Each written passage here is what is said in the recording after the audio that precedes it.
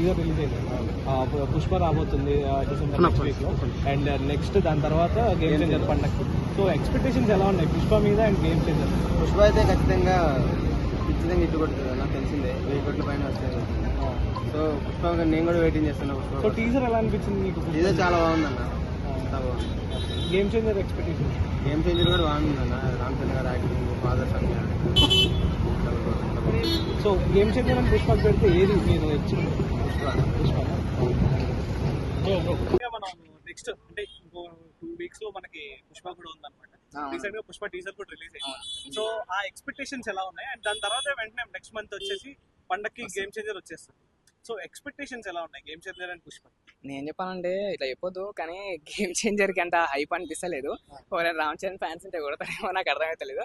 కానీ అంటున్నా కదా, పుష్ప మొన్న పాట్నాలో చూసినారు కదా, బీఆర్ బాగుంది. అదే మా వాళ్ళు అన్నారు పుష్పకి టికెట్ బుక్ చేస్తున్నారు. ఏమో మళ్ళీ ట్రైలర్ కూడా ఉంది కదా గేమ్ చేంజర్ది, వచ్చిన తర్వాత దాని తర్వాత కూడా అక్కడ శంకర్ సార్, ఇక్కడ సుకుమార్ సార్, ఇట్లా ఉంటుంది కదా, కొన్ని చూడాలి. సో అంటే ఏ చూస్ చేస్తారు, పుష్ప అన్న గేమ్ చేంజర్? పుష్ప అన్న. ఎవరైనా అంటే బాయ్ ఫ్యాన్ అంటారు, బాయ్ ఫ్యాన్ కాదు బ్రో, నేను పుష్ప ఫ్యాన్. నేను okay, thank you. Right thank you.